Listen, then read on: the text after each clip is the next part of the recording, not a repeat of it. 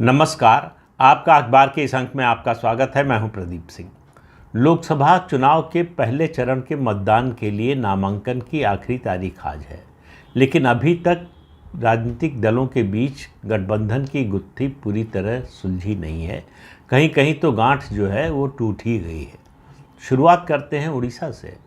उड़ीसा में भारतीय जनता पार्टी और बीजू जनता दल का गठबंधन टूट गया, बनने से पहले टूट गया। तो इसलिए ये नहीं कह सकते कि गठबंधन टूट गया, गठबंधन की बातचीत टूट गई। दोनों दल मिलकर चुनाव लड़ना चाहते थे। दोनों दलों को लग रहा था कि इसमें फ़ायदा है, ख़ासतौर से बीजू जनता दल को। बीजू जनता दल एंटी इनकम्बेंसी से डरा हुआ है। उसे लग रहा था कि अगर नवीन पटनायक को छठी बार भी मुख्यमंत्री बनाना है तो उसके लिए सहारे की ज़रूरत होगी, और भारतीय जनता पार्टी से अगर गठबंधन हो जाता है ये सुनिश्चित हो जाएगा कि नवीन पटनायक छठी बार मुख्यमंत्री उड़ीसा के बन जाएंगे। लेकिन 2 सीटों पर मामला अटक गया, 2 सीटों और विधानसभा सीटों की संख्या को लेकर। पुरी और भुवनेश्वर, मैं पहले एक वीडियो में बता चुका हूं, इन 2 सीटों पर दोनों पार्टियां अड़ी हुई थी। भारतीय जनता पार्टी इन 2 सीटों को किसी भी हालत में छोड़ने के लिए तैयार नहीं थी। उसकी वजह थी कि भुवनेश्वर से उसकी सिटिंग एमपी हैं और पुरी की सीट जो है उसके जो मुख्य प्रवक्ता हैं संबित पात्रा, वो पिछला चुनाव लड़े थे और लगभग 12,500 वोटों से हारे थे।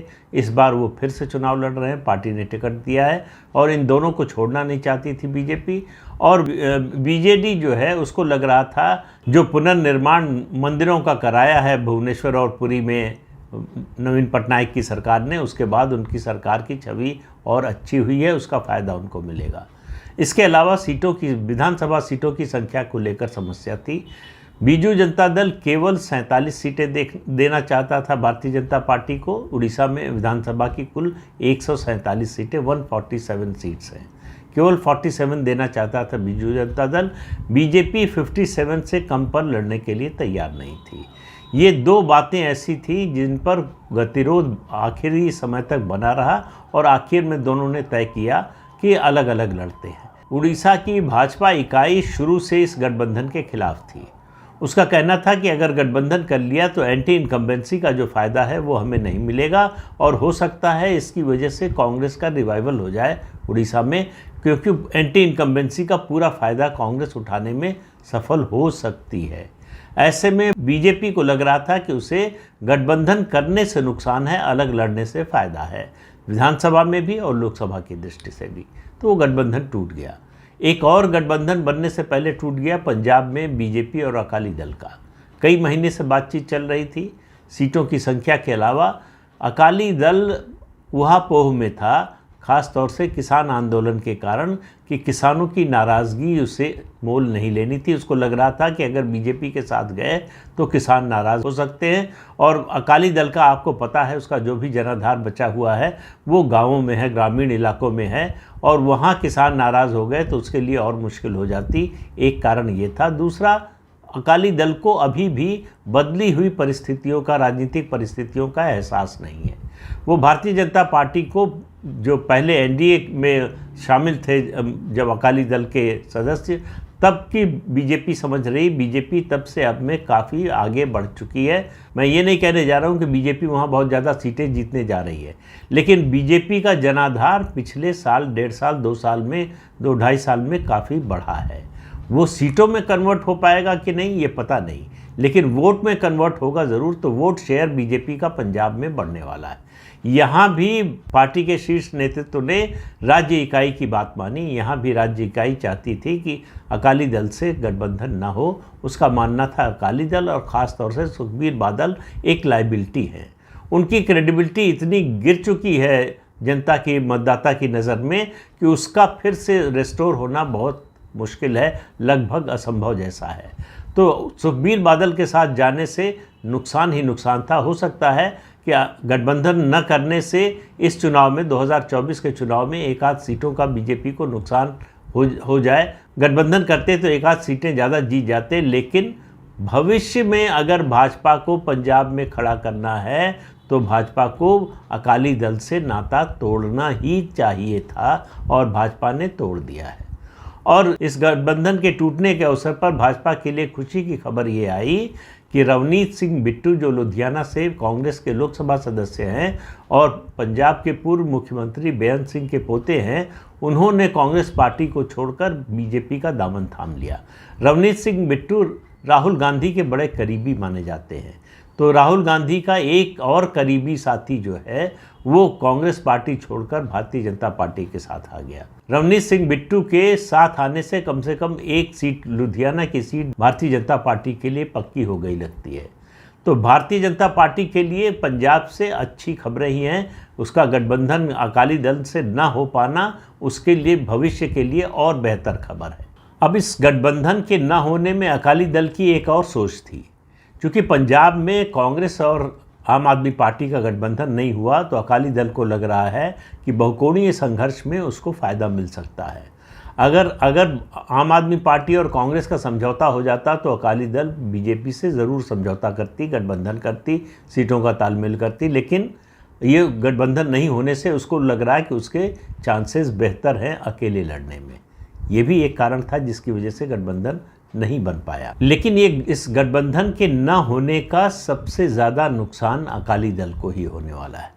अकाली दल की छवि, उसका 10 साल का जो शासन था, ख़ासतौर से सुखबीर बादल ने जिस तरह से सरकार चलाया, डिफेक्टो चीफ मिनिस्टर वही थे, हालांकि डिप्टी सीएम थे कहने को तकनीकी रूप से, लेकिन डिफेक्टो चीफ मिनिस्टर थे। और जिस तरह का आतंक उन्होंने मचाया, जिस तरह की लूट मचाई, उसके बाद से अकाली दल के बारे में लोगों ने विकल्प के रूप में अकाली दल के बारे में सोचना बंद कर दिया।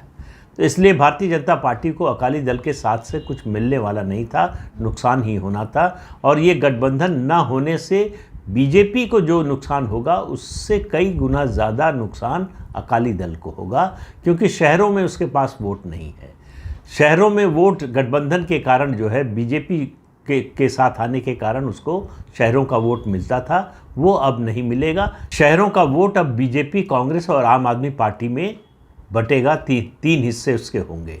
अकाली दल इसमें जो है कहीं हिस्सेदार नहीं होगा, ये अकाली दल का बड़ा नुकसान होगा। तो इस गठबंधन के न होने का फ़ायदा दूरगामी दृष्टि से और इस चुनाव में वोट शेयर की दृष्टि से भाजपा को होगा, और मुझे लगता है सबसे ज़्यादा फ़ायदा इसका जो है वो आम आदमी पार्टी को होगा। एक और राज्य है जो चुनावी दृष्टि से, लोकसभा सीटों की संख्या की दृष्टि से दूसरा सबसे बड़ा राज्य है महाराष्ट्र। महाराष्ट्र में महायुति, जो भारतीय जनता पार्टी, एकनाथ शिंदे शिवसेना और उसके अलावा अजीत पवार के एनसीपी की, इन तीनों के बीच में गठबंधन है। बातचीत लंबे समय से सीटों के तालमेल की चल रही है और बातचीत लगभग फाइनल हो गई है। लगभग इसलिए कि औपचारिक रूप से सीटों कौन सी सीट कौन लड़ेगा उसकी घोषणा नहीं हुई है, लेकिन संख्या की घोषणा हो गई है। 48 में से 48 में से बीजेपी 28 पर चुनाव लड़ेगी, लोकसभा चुनाव लड़ेगी। शिंदे गुट को 14 सीटें मिली हैं, 14 सीट्स, और अजित पवार के गुट को 5 सीटें मिली हैं, 5 सीट्स मिली हैं। एक राष्ट्रीय समाज पार्टी के लिए छोड़ी गई है। तो शिंदे गुट पर बीजेपी ज़्यादा मेहरबान हुई है। उम्मीद ये की जा रही थी, जो शुरू में बातचीत चल रही थी उससे लग रहा था कि बीजेपी 36 यानी 36 सीटों पर लड़ेगी, लेकिन बीजेपी ने अपने कोटे की सीटें काटकर एकनाथ शिंदे गुट को दे दी। केवल सत्ता का संतुलन, ये दोनों जो शिवसेना के धड़े हैं उनमें संतुलन बनाए रखने के लिए, क्योंकि पिछले चुनाव में जो संयुक्त शिवसेना थी वो 18 सीटें जीती थी। 18 में से 13 सांसद जो है वो एकनाथ शिंदे के साथ आए, 5 उद्धव ठाकरे के साथ गए। केवल 13 सांसद होने के बावजूद 14 सीटें एकनाथ शिंदे गुट को भारतीय जनता पार्टी ने दी है। वो इसलिए कि गठबंधन में कोई असंतोष न रहे, मरमरिंग न रहे, कोई रूठा न रहे और सब लोग संतुष्ट हों।